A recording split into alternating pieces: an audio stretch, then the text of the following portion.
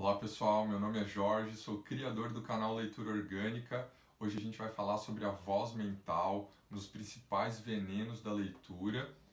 Mas antes eu queria começar falando sobre esse nome, esclarecendo a importância do nome.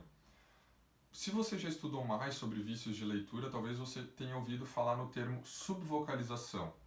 Mas na leitura orgânica a gente acredita que entender bem um problema é um passo muito importante para superá-lo.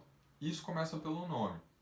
Subvocalização, para quem não estudou sobre leitura, não diz muita coisa. Agora, voz mental já ajuda a mostrar o problema que a gente vai trabalhar hoje.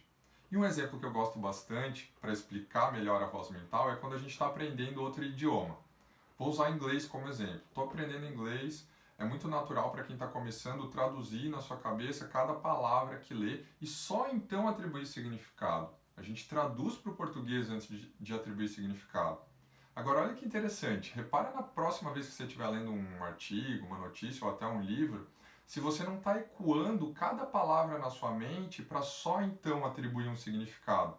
Isso é a voz mental, é aquela vozinha que fica ecoando na nossa mente cada uma das palavras que a gente está lendo, para só então a gente conseguir internalizar o conteúdo do texto. E qual que é o problema disso? A voz mental, inclusive, nos ajuda nessa parte de internalizar o conteúdo do texto. Só que ela traz uma limitação muito grande. A nossa velocidade máxima de leitura passa a ser a nossa velocidade de fala. Tem um estudo da Universidade Federal de Minas Gerais, de 2015, que mostra que a velocidade média de fala é de 110 palavras por minuto. Agora, olha essa curiosidade. A velocidade média de leitura gira em torno de 80 até 180 palavras por minuto. Mas se ela é de fato um problema, de onde que vem a voz mental?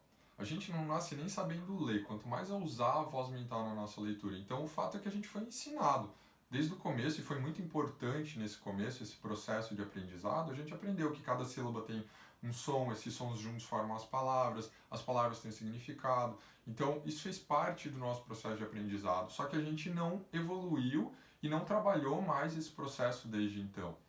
Quando eu estava no ensino fundamental, talvez muitos de vocês tenham passado por isso também, os professores mandavam a gente ler um texto na apostila ou traziam textos para a gente ler e cada aluno tinha que ler um parágrafo, uma parte daquele texto em voz alta. Isso era muito importante na época, até para o professor verificar se a gente estava lendo da forma correta, estava evoluindo nessa nossa habilidade de leitura.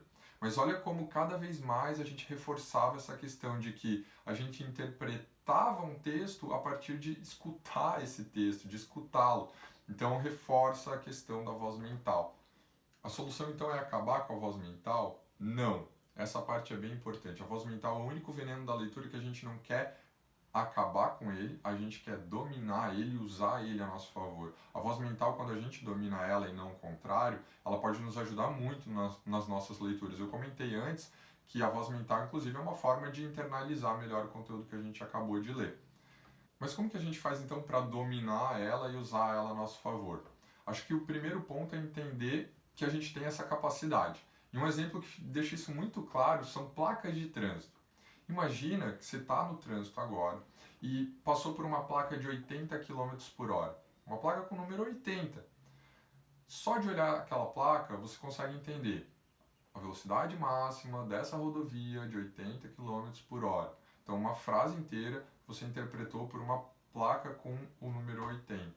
A gente tem esse potencial e essa capacidade de atribuir significado a símbolos. A gente não precisa ecoar cada palavra na nossa mente para só então atribuir significado.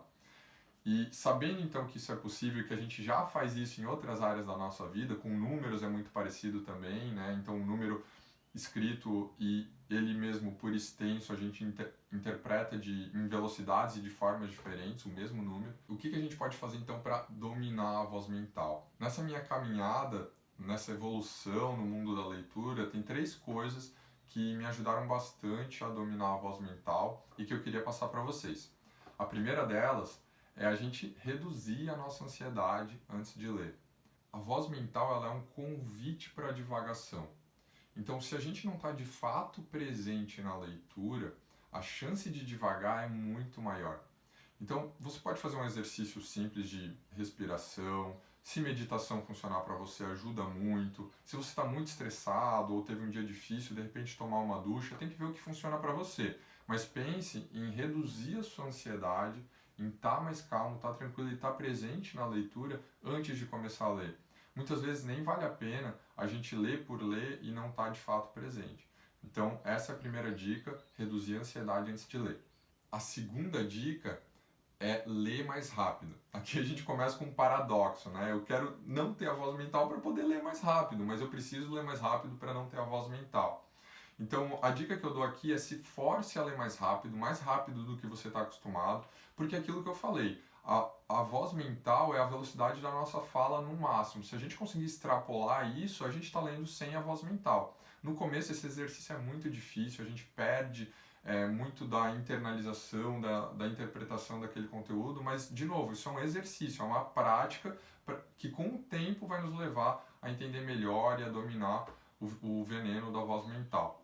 E terceira e última dica é você ecoar alguma outra palavra enquanto está lendo. Por quê? Porque você vai concorrer com a voz mental e vai ter uma outra palavra ali que não vai deixar a voz mental trazer o que você está lendo para o seu cérebro. Então, é muito provável, de novo, no começo você não vai conseguir internalizar quase nada de conteúdo. Porque, escolhe uma palavra aí, café, xícara, qualquer coisa assim, e fica ecoando ela na sua mente, não é para falar. É só para ecoar na mente, né? Então, café, café, café, café, café, estou ecoando na minha mente. Enquanto isso, eu vou lendo. É muito provável que eu não consiga internalizar nada de conteúdo, mas eu vou ensinando para o meu cérebro que existe essa diferença entre o ato de ler em si, passar o olho pelas palavras e interpretar o que eu estou lendo e o que eu estou passando o olho, né? E atribuir um significado a isso. Então, sabendo que tem essa distinção, a gente pode começar a trabalhar em outras formas de internalizar esse conteúdo que não repetindo e ecoando cada palavra na mente para só então entender o que ela dizia. Bom, pessoal, e para terminar sobre a voz mental, eu só queria dizer que esse é um exercício constante, então é muito provável que se você parar de trabalhar o domínio da voz mental, ela volte. Então fica aqui como até um incentivo, né? É um caminho constante de evolução, a gente tem que ser um leitor melhor do que a gente era ontem, cada vez mais. É um processo, não precisa ser rápido, não precisa ser agitado, mas ele precisa ser constante.